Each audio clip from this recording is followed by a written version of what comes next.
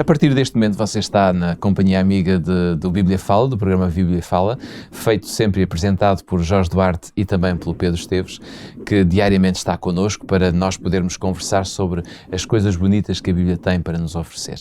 Estamos a falar de Pedro, deste discípulo que depois foi o apóstolo, digamos, ou um dos apóstolos com mais influência na igreja primitiva, no início da igreja que hoje nós temos o privilégio também de seguir e de frequentar.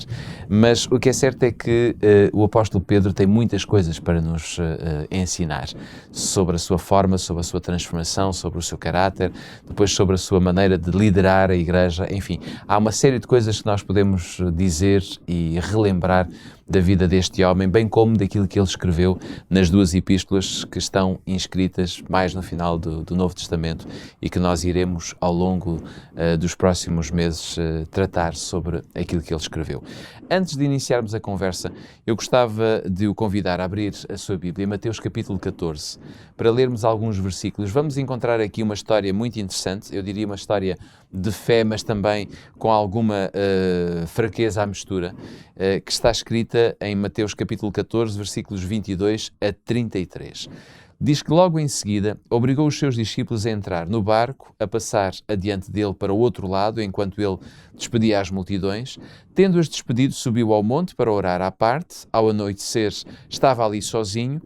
Entrementes, o barco já estava a muitos estádios da terra, açoitado pelas ondas, porque o vento era contrário. À quarta vigília da noite, Jesus foi ter com eles, andando sobre o mar. Os discípulos, porém, ao vê-lo andando sobre o mar, assustaram-se e disseram: "É um fantasma!" e gritaram de medo. Jesus, porém, imediatamente lhes falou, dizendo: "Tende ânimo, sou eu, não temais." Respondeu-lhe Pedro: "Senhor, se és tu, manda-me ir ter contigo sobre as águas." Disse-lhe ele: "Vem, Pedro." Descendo do barco e andando sobre as águas, foi ao encontro de Jesus. Mas sentindo o vento, teve medo e, começando a submergir, clamou: "Senhor, salva-me!" Imediatamente estendeu Jesus a mão, segurou-o e disse-lhe: "Homem de pouca fé, por que duvidaste?" E logo que subiram para o barco, o vento cessou. Então os que estavam no barco adoraram-no, dizendo: "Verdadeiramente, tu és Filho de Deus." Pedro, esta é uma história, como eu dizia no início, uma história fantástica, onde nós podemos ver fé, mas ao mesmo tempo ver ali uma frustração, uma fraqueza, não é? Que mensagem nós podemos retirar desta passagem, de alguma forma, que nos mostre a experiência de Pedro e que nos ajude, de alguma forma, também nós, na nossa caminhada com o Senhor? Sim, eu acho que esta história tem essa capacidade única e muito especial, entre outras histórias da Bíblia e dos Evangelhos, de ser uma história real. Ela é-nos narrada como um acontecimento, um grande milagre ou sinal de Jesus Cristo. É uma história muito conhecida, mas esta história ela também tem um lado ilustrativo bastante forte. Então, no fundo, eu creio que há, pelo menos aqui, olhando para a história em si, há uma radiografia clara com dois pontos que eu acho que podemos tirar e depois fazer aqui uma aplicação. O primeiro ponto seria dizer o seguinte: com frequência, a linha que separa, como dizia a publicidade, uma certa ousadia espiritual, que é evidente que é uma coisa boa, não é? Deus chama-nos a sermos ousados espiritualmente. A Bíblia tem afirmações como podemos entrar no santuário de Deus com ousadia, não é? Se formos em nome de Jesus Cristo. Mas é verdade que há uma linha que por vezes é muito ténue, que separa uma ousadia espiritual de uma autossuficiência ou um engrandecimento pessoal, mesmo que seja à custa de questões espirituais. No fundo, isto mostra-nos o quê? Que o homem, o ser humano crente, à medida que vai conquistando alguma coisa na sua dimensão espiritual, que vai amadurecendo a sua relação com Deus, que vai conquistando capacidade de obedecer à vontade de Deus, de ser fiel, enfim, à medida que o homem até vai recebendo dons da parte de Deus e vai aplicando esses dons, com frequência o que é que acontece? Muito facilmente essas conquistas espirituais nos levam a resvalar para uma confiança em nós próprios. Não na pessoa que nos deu os dons, na verdade, que é Deus, ou na pessoa que nos está a abençoar para essas conquistas, mas a confiança própria. Mas, por outro lado, há vamos dizer assim, a outra face desta moeda, que é uma tendência também tremenda que existe no ser humano para duvidar de si próprio. E então há aqui esta ambivalência incrível de o homem ter a facilidade de ou confiar demasiado em si próprio ou duvidar demasiado de si próprio. Estas duas coisas representam, em termos bíblicos, da mensagem da Bíblia, representam basicamente a mesma coisa. É por isso que nós costumamos tantas vezes dizer que os extremos se tocam, porque muitas vezes os extremos, embora aparentemente estão muito longe uns dos outros, seja em que área for, mas os resultados e o âmago, muitas vezes, é o mesmo.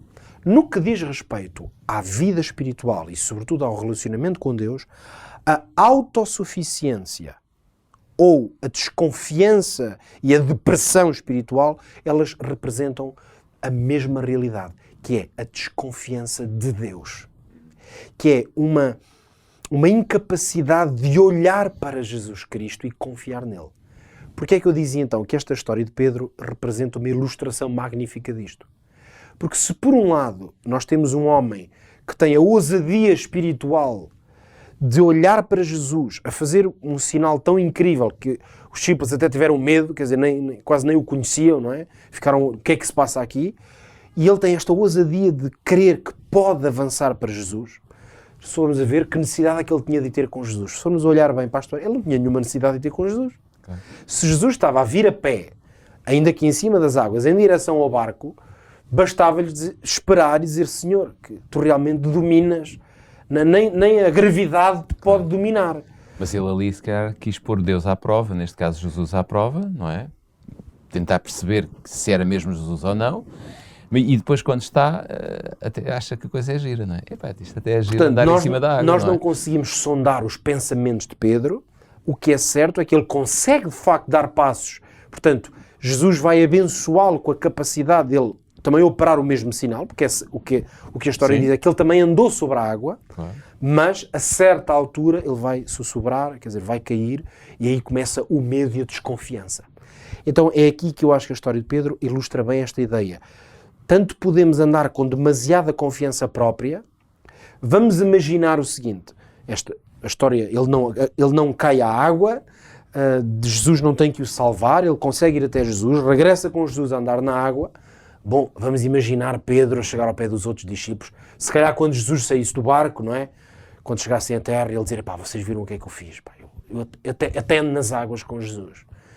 Isto não seria difícil de imaginar isto a acontecer. Não é um exercício assim muito especulativo. Porque nós sabemos bem, quem conhece os Evangelhos, que volta e meia os discípulos conversavam uns com os outros e o tema de conversa é: qual de nós é que vai ser o maior no reino de Deus? Claro. E nós vemos pela nossa própria experiência, às vezes quando temos algo que se passa e que nós fazemos uma caminhada até com Jesus, quando vamos contar essa caminhada ao outro, contamos mais aquilo que nós fizemos e qual foi os nossos passos do que propriamente aquilo que Jesus fez por nós. A glória é a tal diferença entre dar glória a Deus, claro, ou dar glória a quem viveu a experiência. Portanto, Pedro, facilmente, se esta história tem acabado melhor, poderia engrandecer-se. Não quer dizer que ele o fizesse, estamos aqui a usar a imaginação neste caso, mas não custa a imaginar ele ou outro qualquer dos discípulos com essa dinâmica, mas por outro lado, infelizmente a dúvida também o assaltou a certa altura e não fosse Jesus estender-lhe a mão e ele não seria capaz de conquistar aquilo que aparentemente tinha sido muito ousado para conquistar. Numa ou noutra situação, qual é sempre a solução? O olhar fixo em Cristo. Uma confiança total em Cristo. Quer dizer, se eu estou a passar por momentos difíceis na minha vida, de angústia, em que não vejo a mão de Deus, as coisas, parece que Deus não está a agir, eu sou chamado a olhar para Deus e confiar nele.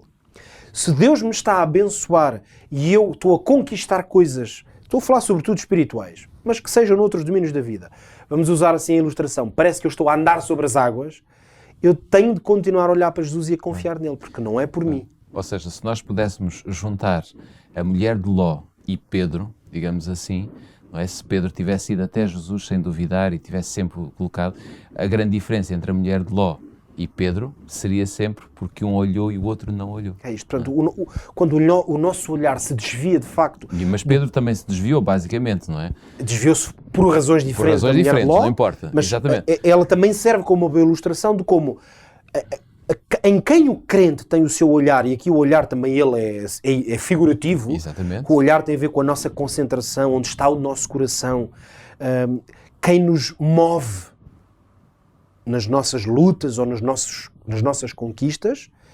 É aí que está a diferença entre a essência do caminhar, o verdadeiro caminhar com Deus.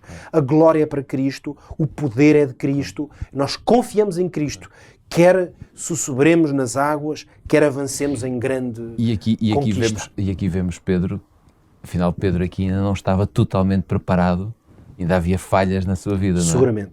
No fundo é o mesmo que dizer, Pedro ainda não estava capaz de olhar com um olhar realmente fixo no seu mestre. E isto foi um momento de aprendizagem para ele, seguramente. Muito provavelmente nós também temos necessidade de continuar a aprender. Também muitas vezes tentamos dar estes passos na fé e de repente caímos. Mas se porventura passar por algum momento de queda ou de desatenção, de tirar os seus olhos de Deus, lembre-se que Jesus está pronto a estender a sua mão e a pegá-lo de novo.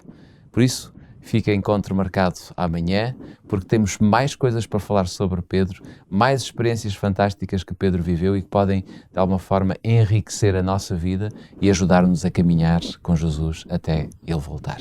Fique bem, encontramos-nos amanhã.